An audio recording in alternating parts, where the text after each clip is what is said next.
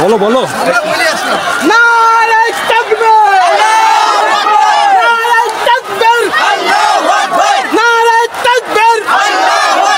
মোদি তোমার কালো আইন দূর হটাও, মোদি তোমার কালো আইন মানছি না, মোদি তোমার কালো আইন মানছি না, মোদি তোমার কালো আইন দূর হটাও। নারে তাকবীর, নারে তাকবীর। ভোগে আসো আসো ভাই, দাদা সমিতি লোক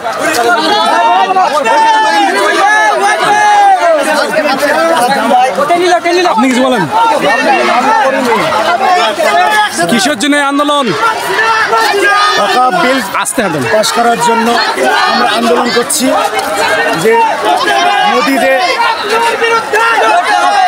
ওয়াকফ বিল মানে ওয়াকফ সম্পদে আত্মসাৎ করার জন্য মোদি একটা বিল পাস করেছে, সেই বিলকে আমরা মানছি না। এই বিল যতক্ষণ পর্যন্ত মোদি বাতিল না করবে ততক্ষণ আমাদের এই আন্দোলন চলবে। কোথা থেকে কোথায় আন্দোলন?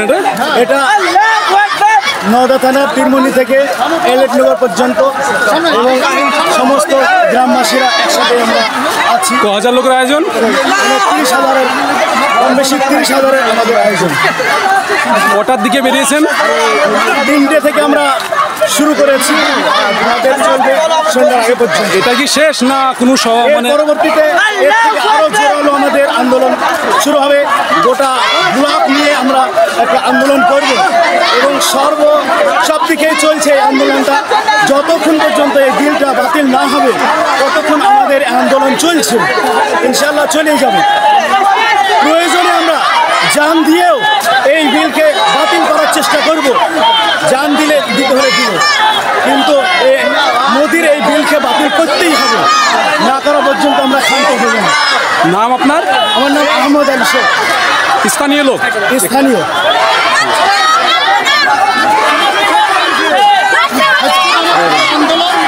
এই আন্দোলন হলো স্বয়ং প্রধান বিরুদ্ধে। আজ নরেন্দ্র মোদী আজ দেশের প্রধানমন্ত্রী হয়ে সে জাতি বিদ্বেষী শুরু করেছে। এর আগে আমরা অনেক প্রধানমন্ত্রী দেখেছি তারা আজকে দেশের জন্য লড়েছে, আজ আমার বাপদাদার ধর্ম, আজ আমার কাছে, আজ আমাদের সম্পত্তি আজকে সে চায় ভক্ষণ করতে। কিন্তু মুসলমান আজ 1400 বছর ধরে এই ভারতবর্ষকে আজকে নিজের মাতৃভূমিকে তারা আত্মীয়র মতো দেখে এসেছে। কিন্তু আজকে আমাদের এই আমাদের এই মা মাটিকে আমাদের প্রয়োজন হলে আমরা জীবন দেব, আমাদের সম্পত্তি আমরা করতে হাত ছাড়া। আজ আমরা মুসলিম ভাই ভাই হয়ে শিখেছি, আজ আমাদেরকে শিখিয়ে দিয়েছে হিন্দু মুসলিম কোনদিন ভাই ভাই হতে পারে না। সেটা আমাদের আগে যে সমস্ত প্রধানমন্ত্রী ছিলেন তারা জানিয়ে গেছেন হিন্দু মুসলিম ভাই ভাই, কিন্তু আজকের প্রধানমন্ত্রী সে আমাদের হিন্দু মুসলিম ভাই ভাই শিক্ষা দিতে চায় না। তাই আজকে দেখে দিতে চাই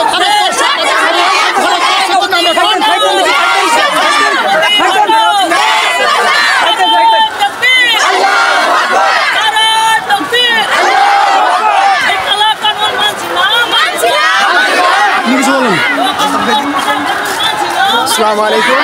আপনার নাম এবং কিসের জন্য এই আন্দোলন? নরেন্দ্র মোদীজি আমাদের ওয়াকফ বিল যেটা পেশ করেছে, পাশ করেন, তার জন্য আমার এই প্রতিবাদ আমাদের যতক্ষণ পর্যন্ত আমাদের ওয়াকফ বিলটা যতক্ষণ পর্যন্ত না করে আমাদের এই সমাবেশ চলছে এবং চলবে। বলেন। আমাদের এই সমাবেশ যে মোদীজি ওয়াকফ বিল যে পেশ করেছে, পাশ করেছে, আন্দোলনে আমরা আন্দোলন নেমেছি। যতক্ষণ পর্যন্ত এই বিল যতক্ষণ পর্যন্ত রেজেক্ট না করবে ততক্ষণ পর্যন্ত আমরা এই আন্দোলন চালিয়ে যাচ্ছি এবং চালাবো। এটা 1000 লোকের আয়োজন। এটা প্রায় আমাদের 5-6,000 লোক, 7-8,000 লোকের আয়োজন। আগামীতে আরও বৃহত্তর আন্দোলন হবে। আজকে আমাদের কেদারচন্দ্র অঞ্চল হচ্ছে, আগামীতে ব্লক হবে, তারপর থানা হবে। ত্রিমোহিনী হাই মাদ্রাসার মাঠে এই যে ঐতিহাসিক জমায়েত, এই আন্দোলনে এলাকার আবাল বৃদ্ধ বনিতা, আমি দেখছি 6 থেকে 80 বছর বয়স পর্যন্ত পুরুষ, অন্যদিকে মহিলা মাদ্রাসা থেকে কাতারে কাতারে আমাদের মায়েরা ও বোনেরা এই আন্দোলনে সামিল হয়েছে। এই আন্দোলন একত্রিত এবং সংঘবদ্ধভাবে পরিচালিত করার জন্য এই আন্দোলন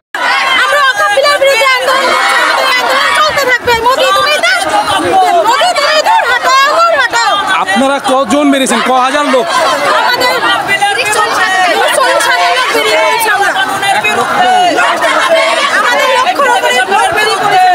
ওয়াকফ বিলটা কি?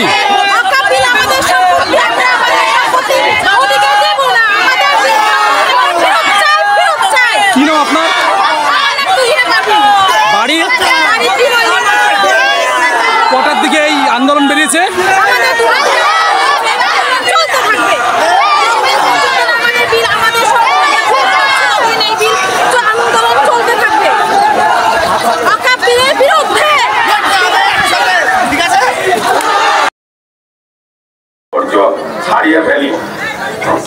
ধৈর্য হারিয়ে ফেলি তাহলে কিন্তু হবে না। আমাদের চিন্তা করতে হবে যে আইন এরা আনতে চাইছে ওয়াকফ বিল, এরা কিছু নয়। হিন্দুদের আপনারা যেটা বলছেন ওরা আতস কাচের মধ্যে দেখাচ্ছে, ওরা আদৌ হিন্দুদের জন্য কিছু করে না, ওরা ভোটের জন্য লড়াই করছে আর কিচ্ছু না। আপনি সংগঠনের সভাপতি হিসেবে অশোক মুখার্জি একটা কথা বলি, ওরা খালি দেখাতে চাইছে আমরা হিন্দুদের প্রতি কত প্রিয়, আদৌ কিছু নয়।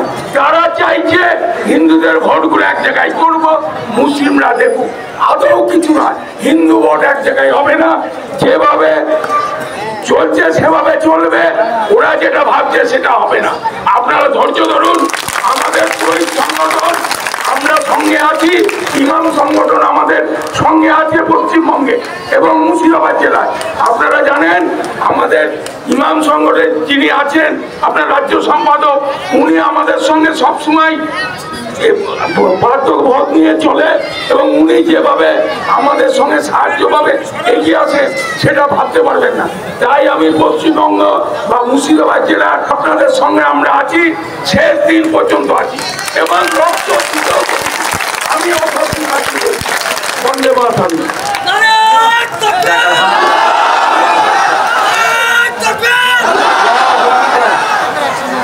এবার আপনাদের সামনে আমাদের এই সংগঠনের ব্লক সেক্রেটারি হযরত মাওলানা ওলিউল্লাহ সাহেব কিছু বলবেন। বিসমিল্লাহির রহমানির রহিম। সকলকে অভিনন্দন জানিয়ে কয়েকটা কথা আমি বলবো। আজকে বক্তব্য দেওয়ার সময় নয়, বক্তা অনেকে আছেন, সকলেই আমরা বক্তা। আজকে আমাদের মূল প্রোগ্রাম হচ্ছে আমাদের র্যালি করা, রাস্তায় আমাদের র্যালিটা হচ্ছে মূল প্রোগ্রাম। তো আমরা র্যালি আমরা করেছি, আজকে র্যালিতে আমরা যথেষ্ট সাকসেসফুল হয়েছি। আগামীতে আমাদেরকে লড়াই লড়ে যেতে হবে। আগামীতে যতক্ষণ আমরা ওয়াকফ বিল প্রত্যাহার না করতে পারবো ততক্ষণ পর্যন্ত আমরা লড়াই করে যাব। বলুন। আন্দোলন তো বৃহৎ আকারের হচ্ছে, আগামী দিনের আমাদের যে আশা ইনশাআল্লাহ আল্লাহ পূরণ করবে। ওয়াকফ নিয়ে যে সম্পত্তি নিয়ে যে আইন তৈরি করেছে, এই আইন আমরা কালাকানুন মানছি না। আমরা এই আইনের পক্ষপাতী না, এই আইনকে বাতিল করতে চাই, পুড়িয়ে দিতে চাই। আগামী দিন আমাদের মুসলমানের অধিকার নিয়ে বাঁচতে চাই, ব্যাস এইটুকু। মোদী সরকার যে আইন করেছে এই আইনকে আমরা কখনোই মানছি না।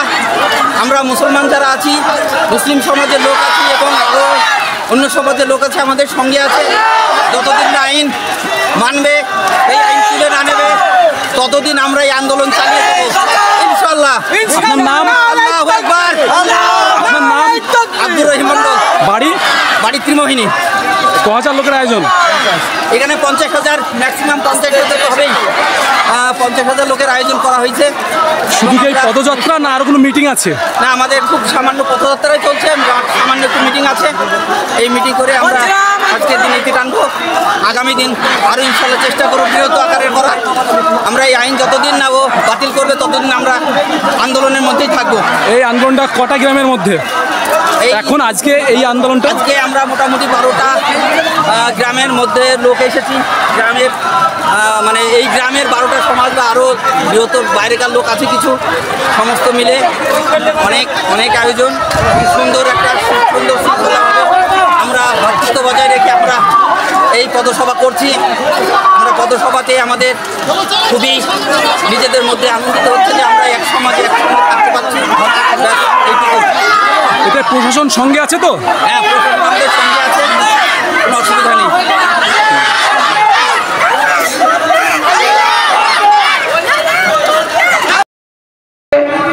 মেয়ে হয়েও এই সংগঠনের মধ্যে এত মানুষের মধ্যে যে বক্তব্য রাখবে, এর জন্য আমি আয়েশা খাতুনকে আমার সংগঠনের পক্ষ থেকে ধন্যবাদ জানাই।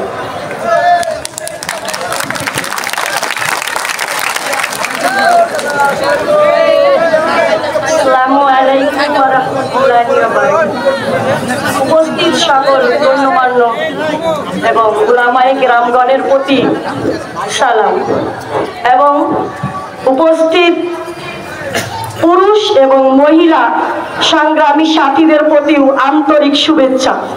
আমরা জানি নরেন্দ্র মোদী আমাদের ভারতবর্ষের মহামান্য প্রধানমন্ত্রী, কিন্তু তার কি হয়েছে যে ভারতবর্ষ থেকে একটা সংখ্যালঘু সম্প্রদায়কে বারবার নির্যাতন আর জুলুমের মুখোমুখি করে মুসলিম সম্প্রদায়কে দেশছাড়া করতে চাইছে।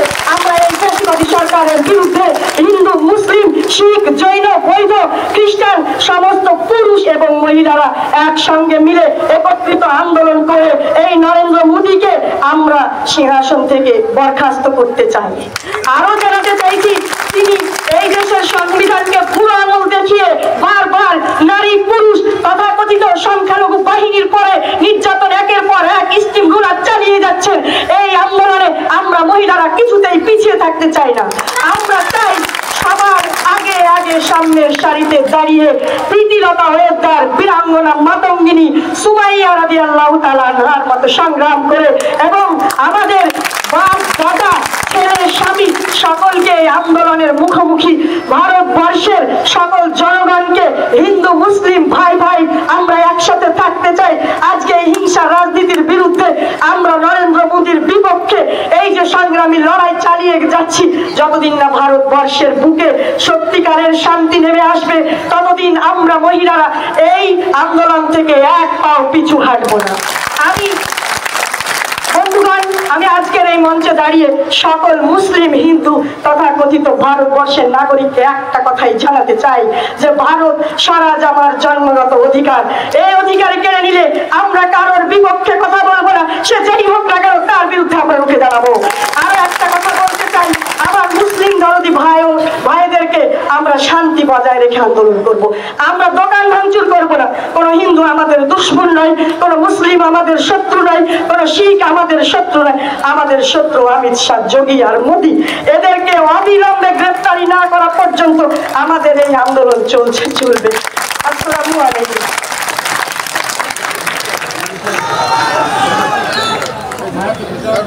নারায়ে তাকবীর। ওয়াকফের কালা কানুন মানছি না, মানবো না। কালা কানুন বাতিল করো। নারায়ে তাকবীর। এবার আপনাদের সামনে অনেক গ্রন্থের লেখক, শিক্ষারত্ন, পুরস্কার প্রাপ্ত শিক্ষক এবং ইমাম মুয়াজ্জিনের মুর্শিদাবাদ জেলার চেয়ারম্যান জনাব হযরত মাওলানা মাইনুল ইসলাম সাহেব, তিনি আপনাদের সামনে ইনার কথা তুলে ধরবেন, মূল্যবান কথা। ইনি শেষ বক্তা। ইনার কথা বলে আমাদের সবার শেষের দিকে নিয়ে যাবো ইনশাআল্লাহ।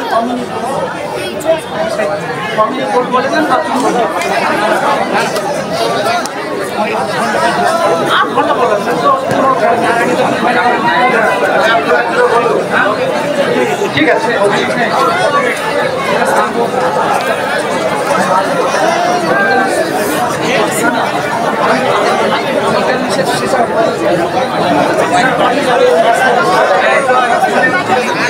আচ্ছা, যাক।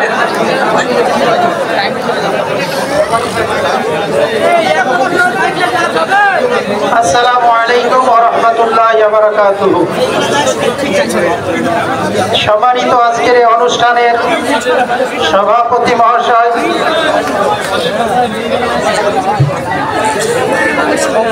আজকের এই অনুষ্ঠানের ইমাম মুয়াজ্জিন অর্গানাইজেশনের মাননীয় সভাপতি হলিউল্লাহ বিশ্বাস মহাশয়, এখানে উপস্থিত আমাদের কালু ভাই আছেন, মৌলানা হাবিব সাহেব আছেন, আমার পাশে দাঁড়িয়ে মুফতি সাহেব আছেন, আরও ওলামা সমাজ আছেন, আমার খুব স্নেহভাজন এবং প্রীতির এক বন্ধনে আবদ্ধ এক মানুষ আব্দুল হালিম সাহেব, সম্মানীয় লেকচারার আমতলা কলেজ, আপনারা যারা আমার গুরুজন, বয়স জ্যেষ্ঠ বয়স কনিষ্ঠ, আপামর জনসাধারণ, মাইকের আওয়াজ যারা শুনছেন, বাড়িতে বসে ঠেকে বা এই মাহফিলে, প্রত্যেককে শ্রেণীগতভাবে বিনম্র শ্রদ্ধা এবং স্নেহ জানিয়ে আমি আমার ক্ষুদ্র বক্তব্য আপনাদের সামনে পরিবেশন করার চেষ্টা করব।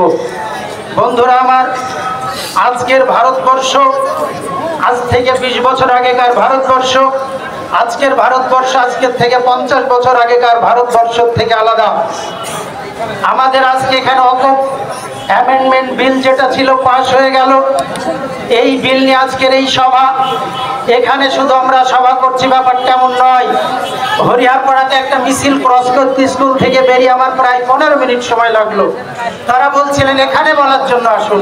আমি বললাম কালু ভাইকে কথা দিয়েছে এখানে বলার জন্য যেতে হবে, আপনাদের দুটো কথা বলা, দুটো কথা শোনা। আমরা জেলা রাজ্যব্যাপী যেটুকু পারছি চেষ্টা করছি, আমাদের জমিয়ত উলামায়ে হিন্দ চেষ্টা করছে। 14 তারিখ আপনারা আসুন, 14খানা সংগঠন নিয়ে আমাদের টেক্সটাইল মোড়ে একটি এই সভা আছে। আগামী 12 তারিখ আমরা একটা সভা ডেকেছিলাম টেক্সটাইল মোড়ে। গতকালকে ডিএম সাহেবের চেম্বারে ছিলাম প্রায় 10-15 মিনিট। তিনি বললেন একটু দেরি করুন, ওদের একটি পুজো রয়েছে, আমরা ডেটটা পিছিয়ে দিয়েছি। আমি প্রথমতই শ্রদ্ধা আপনাদের জানিয়েছি, শ্রদ্ধা জানাই যারা মিডিয়ার বন্ধুরা আছেন তাদেরকে, শ্রদ্ধা জানাই যারা পুলিশ প্রশাসনের বন্ধু আছেন তাদেরকে, শ্রদ্ধা জানাই যারা বাইরেকার মানুষ আছেন তাদেরকে। শ্রদ্ধাটা এই কারণে জানাই, সবাই আমার ভাই, মহিলার আমাদের বোন, আমরা 51 পরিবার, ভারতবর্ষের সন্তান পরিবারের একটি সদস্য। আজকে যারা মিডিয়ার বন্ধুরা খবরগুলো পৌঁছিয়ে দেবেন, আজকে যারা আন্দোলন করছে, কেন আন্দোলন করছে, এতদিন আন্দোলন করেনি কেন? আর একটা আমার বোন বলে গেলেন, খুব ভালো লাগলো কথাটা। পুলিশে যারা আছে তারা আমার বাড়ির সন্তান, আমার ভাই। মিডিয়ায় যারা আছেন তারা আমাদের ভাই, যারা হিন্দু তারা আমাদের ভাই, যারা মুসলিম তারা আমাদের ভাই। স্বামী বিবেকানন্দের কথাই যদি যাই তাহলে ডোম, মুরচি, মেথর, হরিজন যারা আছে তারা আমার রক্ত, আমার ভাই। সুতরাং ভারতবর্ষের চেতনাশীল নাগরিক হিসাবে বিনম্র শ্রদ্ধাঞ্জলি জ্ঞাপন করি ভারতবর্ষের প্রত্যেকটি নাগরিককে। অন্তত যারা অসাম্প্রদায়িকতার বীজ বপন করেছে, যারা তাদের সমর্থন করেন না, অন্তত তাদেরকে শ্রদ্ধাঞ্জলি জানাই। ভারতবর্ষের মাটিতে যে ভালোবাসা সম্প্রীতি দাঁড়িয়ে আছে, তাকে যারা সম্মান করে তাদেরকে আমরা শ্রদ্ধা সম্মান করি। তাদেরকে এই ভারতবর্ষকে স্বাধীন করতে গিয়ে যারা রক্ত দিয়েছে, ঢেলে ভারতবর্ষের মাটিকে লাল করেছিল, তাদেরকে আজকে তাদের সন্তান হিসেবে আমরা দ্বিখণ্ডিত ভারতবর্ষের চিত্র দেখতে চাই না, হিন্দু মুসলিমের বিভাজন দেখতে চাই না। আপনারা দেখতে চান কি? হাত তুলেন। দেখতে আপনারা চান? তুলুন যারা আছেন হাত আমার সাথে সবাই। এক বাক্যে ত্রিমোহনীর মাঠের প্রত্যেকটি নাগরিক আমরা ভারতবর্ষের দ্বিজাতি তত্ত্বের বীজ দেখতে চাই না, ভারতবর্ষের হিন্দু মুসলিমের বিভাজন আমরা দেখতে চাই না। আজকে আমাদের দেশের বোর্ড অ্যামেন্ডমেন্ট বিল প্রথমেই 24 সাল পার করে 25 সালে পাস হয়েছে এমনটা নয়।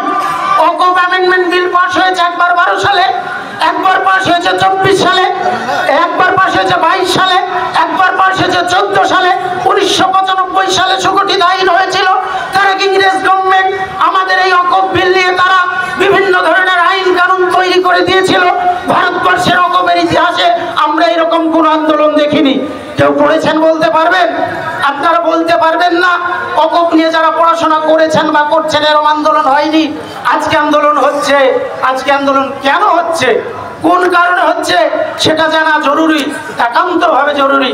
দুর্ভাগ্য হলেও সত্য এটাই, আমার জাতি মুসলমান যাদের ওকফের আইনটা ফরজের আকারে জানার কথা ছিল, যাদের ওকফের আইনটা ধর্মীয় বিধানের মতো করে জানার দরকার ছিল, তারা ওকফটাকে জানে না। চাকরি করা আমার মুসলমান ভাই সেও ভালো করে জানে না। এমএ পাস বিএ পাস ছেলে সে ওকফ কাকে বলে জানে না। ওকফের প্রপার্টি সম্পত্তি আইন যখন আমরা তুলে ধরছি, তারা বলছে হাই এতদিন আমরা জানিনি কেন। আমার একটা কথা মনে পড়লো, ভগিনী নিবেদিতা লিখতে গিয়ে একটা জায়গায় বলেছিলেন ভারতবর্ষের ইতিহাসটাকে মুসলমান জাতি যদি ধর্মগ্রন্থ মুখস্থ করে না পড়ে, ধর্মগ্রন্থের মতো করে যদি ইতিহাসটাকে না জানে, আগামী দিনে ভারতের মুসলমানরা তাদের অধিকার সম্বন্ধে তাদের অধিকার বুঝে নিতে পারবে না, জেনে নিতে পারবে না। আমার মনে হয় সেই দিনটা আজ, আমার মনে হয় সেই দিনটা আজ। আপনারা জানেন, একটু আগে বলছিল আমার এবার একটা বই মেরেছে, হিন্দু মুসলিম দুই জাতি এক জাতীয়তাবাদ, 450 পাতার বই। আমি 250 বই থেকে রেফারেন্স দিয়ে দেখাতে চেয়েছি যে ভারতবর্ষের হিন্দু এবং মুসলিম তারা এক, তারা অদ্বিতীয় নয়। ভারতের সম্প্রীতি সাম্প্রদায়িকতার একটা পতাকার তলে সবাই অবস্থান করে। আমরা ভারতবর্ষে গরুর নামে মানুষ হত্যা করছে এই গেরুয়া বাহিনীর সরকার, ভারতবর্ষে মব লিঞ্চিং এর নামে হত্যা করছে এই গেরুয়া সরকার, ভারতবর্ষের বুকে দেখা যাচ্ছে এই এনআরসির নামে মানুষ হত্যা করছে এই গেরুয়াবাদী সরকার। ভারতবর্ষের আজবের থেকে ক্ষমতা এসেছিল বাবরি মসজিদ ধ্বংসের পর থেকে অদ্যাবধি ভারতবর্ষের মাইনরিটি কমিউনিটির বিশেষভাবে মুসলমান সম্প্রদায়িকেরা সবসময় দ্বিধাবিভক্ত করে রেখেছে, সন্ত্রস্ত করে রেখেছে, সবসময় বুকে বুলডোজার চালানোর একটি প্রক্রিয়া সামনে রেখেছে। ভেরি রিসেন্ট আপনারা জানেন হরিয়ানাতে একটি আইন করা হয়েছিল, ভেরি রিসেন্ট, ঈদের ছুটিকে বাতিল করে দেওয়া হবে। পরবর্তীকালে কথা উঠলো তখন রেস্ট্রিক্টেড শব্দটি ইংরেজিতে ব্যবহার হয়েছে। ঈদ হচ্ছে আমাদের ভারতবর্ষের মুসলমানদের প্রধানত উল্লেখযোগ্য একটি পরব, সেটাকে কেন্দ্র করে তারা রেস্ট্রিক্টেড ঈদের ছুটি হলিডে দিয়েছে। এবার উত্তরপ্রদেশ গভর্নমেন্ট সেন্ট্রাল আইন তৈরি করেছে, তারা সেখানে বলছে তাদের বাড়ির ছাদে তারা নামাজ পড়তে পারবে না, বাড়ির ছাদে নামাজ পড়তে তাদের দেওয়া হবে না। আরো কতগুলো আইন দেখছেন, যারা আন্দোলনে এগিয়ে আসছে তাদের বুলডোজার দিয়ে বাড়ি ভেঙে দেওয়া হচ্ছে, যাদেরকে বিভিন্নভাবে দমন করা হচ্ছে, জেলের ঘানি টানানো হচ্ছে। এই গভর্নমেন্ট আবার ঘুরিয়ে বলছে ওয়াকফ অ্যামেন্ডমেন্ট বিল আমাদের আনার উদ্দেশ্য মুসলমান সমাজের উন্নয়ন ঘটাবো। যারা মুসলমানদের বাড়ি ভাঙে, যারা মুসলমানদের ভাগ করে, যারা মুসলমানদের নামাজ পড়তে দেয় না, যারা মুসলমানদের মাদ্রাসা বন্ধ করে দেয়। আপনারা জানেন এই আসাম বাড়ির কাছে, এখানে আমাদের বিধানসভার অধিবেশন যখন চলতো 2 ঘন্টা ছুটি থাকতো, সেখানে আইন করে 2 ঘন্টার ছুটিকে তুলে দেওয়া হলো। কালকে হয়তো দিল্লির পার্লামেন্টে জুমার দিনে যে ছুটি হয় সেটাকে তুলে দেওয়া হবে। তাহলে যে সরকার আমাদের বুকে প্রতিনিয়ত বুলডোজার চালায়, তারা যদি এই বিলকে তারা পাস করে, তারা আমাদের উন্নয়ন ঘটাবে? বলুন, তারা উন্নয়ন ঘটাবে? শয়তানের মুখে কখনো রাম নাম যেমন মানাই না, বিড়ালের মাছ পাহারা দেওয়া যেমন মানাই না, তেমন এদের কাছে মুসলমান উন্নয়ন করার ব্যাপারটাও মানাই না, মানাই না, মানাই না। ভারতবর্ষের পরিসংখ্যান অনুযায়ী ভারতের মুসলমান যদি 30 কোটি হয়, বা যদি 37 কোটি হয়, বা যদি 40 কোটি হয়, বা যদি 20 কোটি হয়, তাহলে বর্তমান পার্লামেন্টে মুসলমানদের একজন মন্ত্রী আছে? মুসলমানদের মন্ত্রী একজন পার্লামেন্টে আছে? জোরে বলেন। পার্লামেন্টে কোনো মন্ত্রী নাই, মুসলমানদের পার্লামেন্টে কোনো মেম্বার নাই, মুসলমানদের একজন এমপি নাই। যে গভর্নমেন্টের আন্ডারে মুসলমানদের এমপি নাই, মুসলমানদের মন্ত্রী নাই, মুসলমানদের এমএলএ নাই, তারা সেই মুসলমানের ওয়াকফের বিল কিভাবে পাস করতে পারে? এখতিয়ার তাদেরকে কে দিয়েছে? কৈফিয়ত চাইতে হবে আগে। এখতিয়ার কারা দিল তাদেরকে? ভারতবর্ষের 37 কোটি মুসলমানের একটি কথা বলার অধিকার ছিল না, তাদের মতামত দেওয়ার ছিল না। আমাদের পূর্বপুরুষদের সম্পত্তি, আমাদের বাবার সম্পত্তি, আমাদের দাদার সম্পত্তি, আমাদের নামে দাগ আছে, আমাদের নামে খতিয়ান নম্বর আছে, আমাদের ভোট আছে, আমাদের আইন আছে, আমাদের সংশোধনী বিলের সমস্ত পেপারপত্র আমাদের কাছে রয়েছে। তারপরে যখন অ্যামেন্ডমেন্ট বিল নিয়ে আসা হয়, মুসলমানদের একটি কথা জিজ্ঞাসা করা হবে না আমরা এটা মানবো? আমরা এটা মানতে পারি না। কারণ হলো টোটাল মুসলমান জাতির বুকে পা তুলে দিয়ে তারা বিল পাস করেছে তাদের স্বার্থে। কেন বিল পাস করা হয়েছে? যেটা 40-এর অনুচ্ছেদ, 40-এর অনুচ্ছেদটা ভালো করে দেখলে একটা জিনিস দেখবেন, এর প্রত্যেকটি পাতায় পাতায় বিষ ভরে দেওয়া হয়েছে। এর প্রত্যেকটি পাতায় পাতায় বিষ ভরে দেওয়া হয়েছে। 40-এর অনুচ্ছেদে বলা হয়েছে মুসলমানদের ওয়াকফ প্রপার্টি মুসলমানদেরকে প্রমাণ করতে হবে। দিল্লির জামা মসজিদ ওয়াকফ প্রপার্টি, কিন্তু তৎকালীন যুগের দলিল আজ আমাদের কাছে নেই। ধর্মতলার টিপু সুলতান মসজিদ অকপ প্রপার্টি তৎকালীন সময়ে দলিল আমাদের কাছে নেই। টালিগঞ্জের মোড়ে আর একটি টিপু সুলতান মসজিদ আছে, টিপুদের বংশধরদের দেওয়া, তার দলিল আমাদের কাছে এখন নেই। নিজামুদ্দিন আউলিয়া যেখানে তাবলিগ জামাতের মূল মার্কাজ, তার দলিল আমাদের কাছে নেই। হায়দ্রাবাদের নিজামদের সম্পত্তি, তার দলিল আমাদের কাছে এখন নেই। আমাদের কাটরা মসজিদের আন্ডারে 2500 একর সম্পত্তি রয়েছে, তার সরাসরি দলিল আমাদের কাছে নেই। যেগুলো দলিল নেই সেগুলোকে তারা 40-এর অনুচ্ছেদের কবলে ফেলে সবগুলোকে দখল করবে তার প্ল্যান নিয়েছে না, সবগুলোকে দখল করার প্ল্যান নিয়েছে না। আপনাদের বিনম্র অনুরোধ করতে চাই, অন্তত মুসলিম ঘরের কন্যা, বউ, পিটি, বাবা, মা যারা আছেন অন্তত অকপ অ্যামেন্ডমেন্ট বিলের কপিটা নিয়ে অন্তত আপনারা পড়ুন, বাড়ির মানুষগুলোকে পড়ান। ভারতবর্ষের সম্পত্তির পরিমাণ আপনারা জানেন, তবুও বলতে চাইছি, দিল্লিতে প্রথম সুপ্রিম কোর্টে যে কেসটি হয়েছিল, আমাদের মুর্শিদাবাদের এক সন্তান ব্যারিস্টার মুতাহার হোসেন সাহেব তার উকিল ছিলেন, তিনি যে বিলটা আমাদের সামনে এনেছিলেন তার পার্লামেন্টারি নকশাটাই বলা হয়েছে ভারতবর্ষের অকপ সম্পত্তির পরিমাণ হচ্ছে 8,70,000 একর, যা দলিল দালাইল আমাদের কাছে আছে। কত বললাম? 8,70,000 একর দলিল দালাইল আছে। 40,000 একর সম্পত্তি যেটা বলা হয়েছে একটা রিপোর্টে, আর একটা রিপোর্টে 38,000 আব্দুল হালিম সাহেব বলছেন, আর একটা রিপোর্টে বলা হয়েছে 10,000 একর। আমি কমটাকে ধরে 8,70,000 একর সম্পত্তি যদি ধরি, নাজমা হেপতুল্লাহ বিজেপির মাইনরিটি মিনিস্টার যখন হয়েছিল, তখন মাইনরিটি কংগ্রেস থেকে ইন্ডিয়া গভর্নমেন্ট একটি আমাদের সামনে বিল উপস্থাপন করে একটি রিপোর্ট উপস্থাপন করেছিল। সেই রিপোর্টে লেখা রয়েছে, নাজমা হেপতুল্লাহ বলেছেন যে ভারতবর্ষে অকপ সম্পত্তি যা রয়েছে সেই সম্পত্তির বর্তমান বাণিজ্যিক মূল্য হচ্ছে 1,12,000 কোটি টাকা। পরে অনেক রিপোর্টে বলা হয়েছে 2,00,000 কোটি টাকা, অনেক রিপোর্টে আরো বেশি বলা হয়েছে।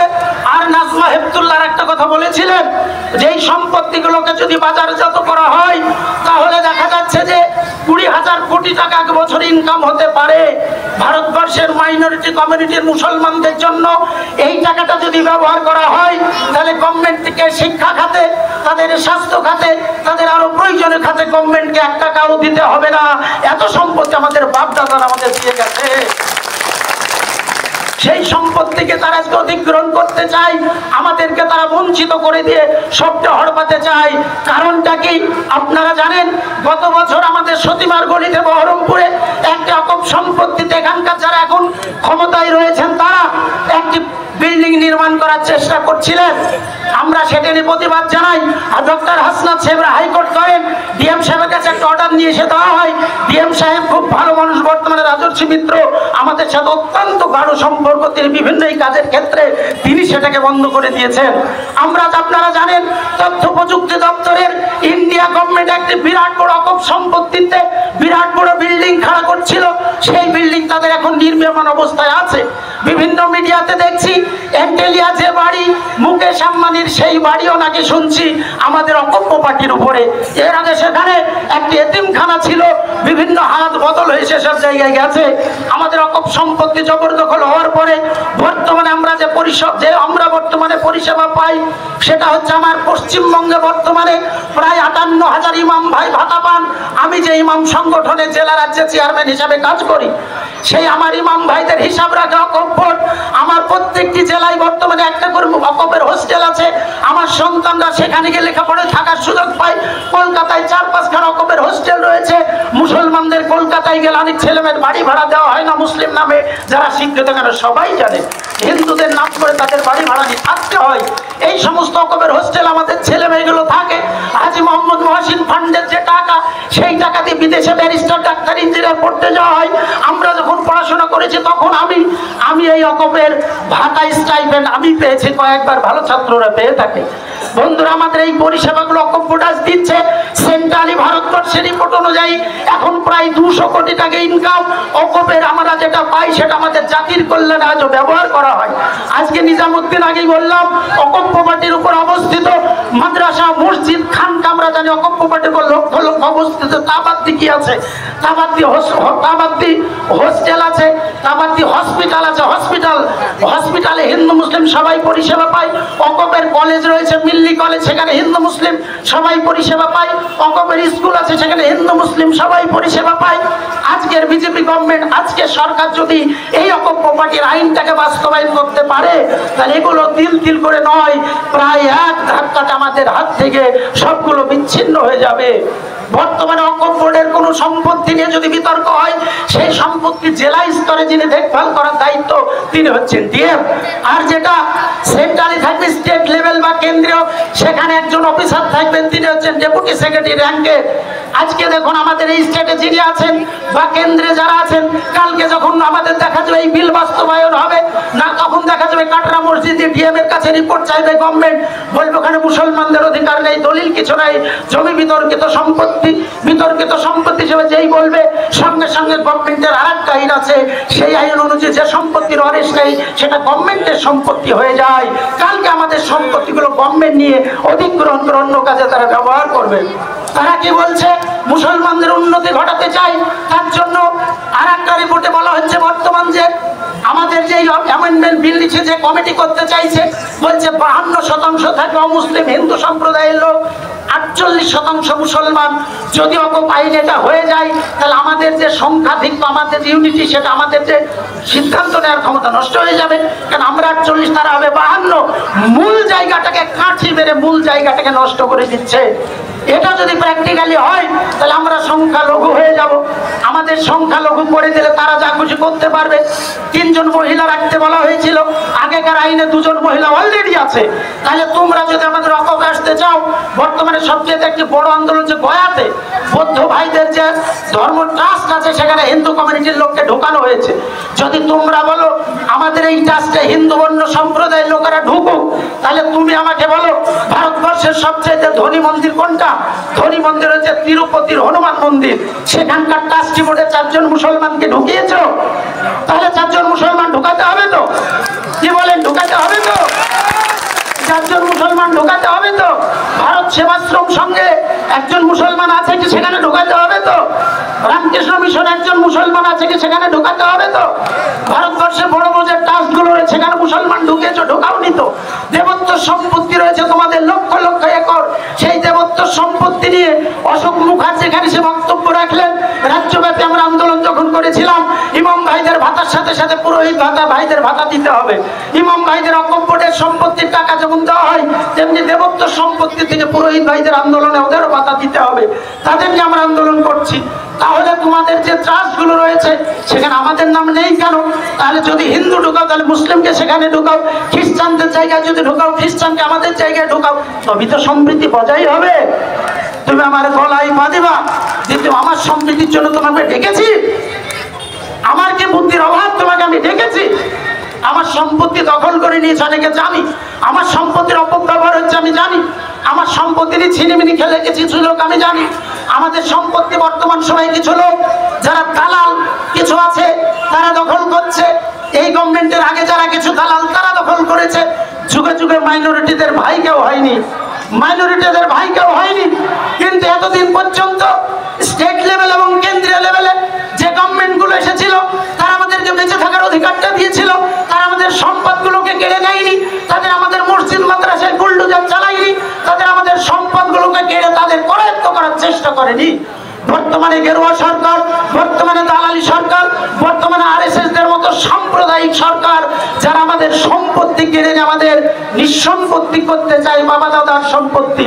আপনারা সম্পত্তি কাটতে দেবেন? জোরে বলেন, দেবেন? দেব না। আমাকে একজন প্রশ্ন করেছিল, আমি বলেছিলাম আমি দেশপ্রেমী লোক, আমার আগামী ইন্ডিয়া দেশের জন্য রক্ত দিয়েছে, আমি তাদের বংশধর। অতএব গুলির সামনে দাঁড়াতে হলে গুলির সামনে দাঁড়াবো, তাতে কোনো দ্বিধাবোধ করি না। কিন্তু সম্পত্তি তোমরা সহজে নিয়ে চলে যাবে, সেটা হবে না। কিন্তু তার মানে এটা নয় অশান্তি আমরা ছড়িয়ে দেব, তার মানে এটা নয় পুলিশের সাথে খারাপ ব্যবহার করব, তার মানে এটা নয় মিডিয়ার বন্ধুদের সাথে খারাপ ব্যবহার না। সবাইকে সঙ্গে আন্দোলনের পারদ ধীরে ধীরে তিলে তিলে তিলে তিলে তিলে তিলে উঠবে। এটা 1-8 বছর লংজিভিটি হবে। আজকে ক্লান্ত হয়ে গেলে চলবে না। আজ এখানে মিটিং আছে, কদিন পর আমতলায় হবে, 14 তারিখে বহরমপুরে হবে, 26 তারিখে মুসলিম পার্সোনাল ল বোর্ড শহীদ মিনার ভরাও আন্দোলন ডেকেছে, সবাইকে যেতে হবে।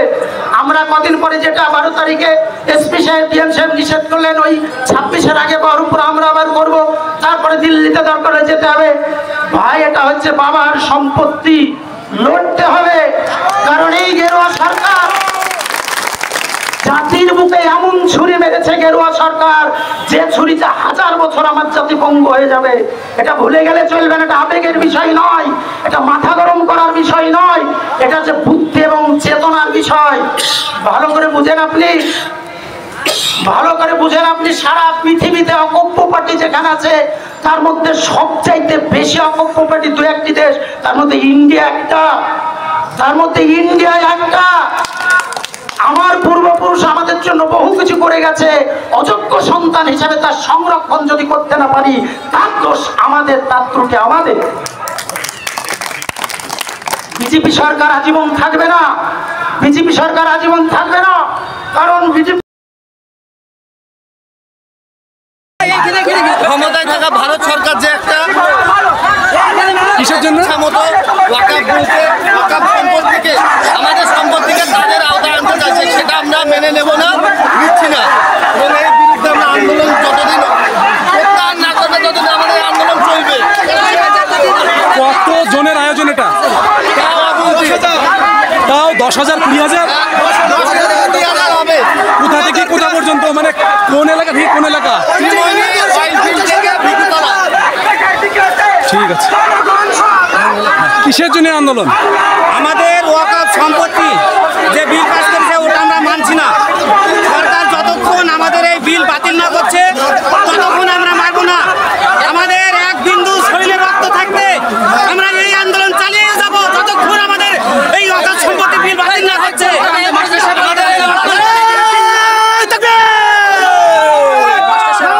এই যে ওয়াকাফ বিলের জন্য আন্দোলন বেরিয়েছেন আপনারা, এটা কি সরকারের কাছে ভালো একটা দিয়ে মানে বার্তা পৌঁছানোর জন্য? অবশ্যই আমরা চাই এই বিল কোনোদিন মানবো না, রিজেক্ট করব। এই বিল আমরা মানি না, কোনো সময় আমরা মুসলিম থেকে পিছিয়ে রাখছে। এই বিল আমরা কোনো সময় চাই না, বিল সংশোধন হোক চাই না, রিজেক্ট বিল, রিজেক্ট, আমরা রিজেক্ট করি এসব বিল। এই ওয়াকাফ বিলের মধ্যে কি কি মানে তার আওতায় কি কি পড়ে মুসলমানদের? এই ওয়াকাফ বিলের মধ্যে পড়ছে সমস্ত মুসলিমদেরকে পিছিয়ে দেওয়ার চেষ্টা করছে।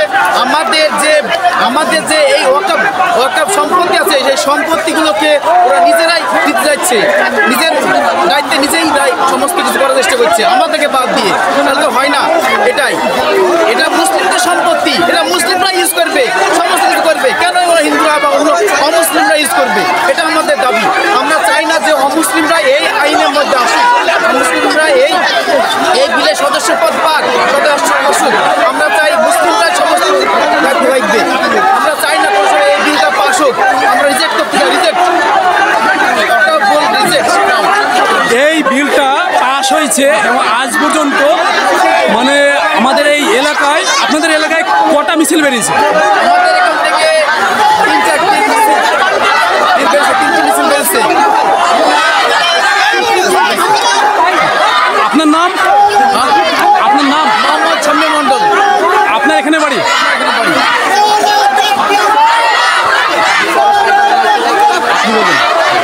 এই যে আন্দোলন, মানে আন্দোলনটা কিসের জন্য এবং কেন? এবং ওয়াকাফ বিলটা কি? ওয়াকাফ বিলের অর্থ হচ্ছে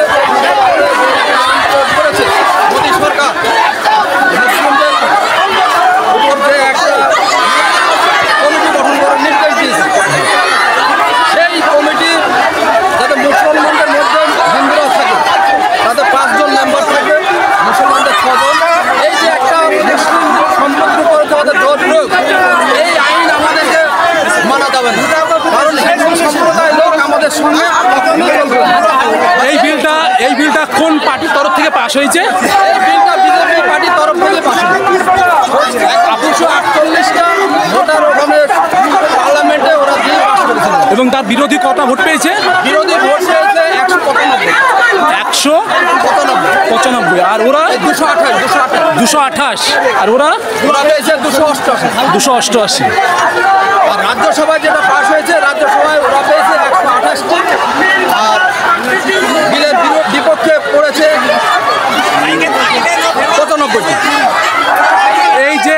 বিল পাশ হয়েছে, তার মানে পাশাপাশি আরেকটা আইন পাশ হয়েছে চাকরি বাতিল, তার সঙ্গে এটা কি সম্পর্ক? চাকরি বাতিল এটা জোর করে, এটা কি সরকার মানে চুপ করে রাখতে চায় যে চাকরি বাতিলটা ওটালি ঝামেলা করুক? আর এটা কি চেষ্টা হচ্ছে একটা ষড়যন্ত্র যে এখানে কিভাবে এই পশ্চিমবাংলায় ঝামেলা লাগিয়ে দেওয়া যাবে, হিন্দু মুসলিমদের মধ্যে একটা ঝামেলা বাঁধে দিয়ে যে একটা বিভেদ সৃষ্টি করার একটা ষড়যন্ত্র, তার জন্যই আজকে এই যে চাকরি বাতিল করেছে 26,000 চাকরি প্রার্থীদের, তারা আজকে কোথায় যাবে? অনাহারে রাস্তায় রাস্তায় ঘুরছে। আর তারা কি করবে? এই যে একটা 8 বছর পর চাকরি করার পরে দায়বদ্ধ চাপিয়ে দিল যে চাকরি বাতিল, এটা মানা খুব বড় দায়, কষ্টের ব্যাপার। আপনার নাম? মজনু মন্ডল, বাড়ি এখানেই? বাড়িতে ক হাজার লোকের সমাবেশ।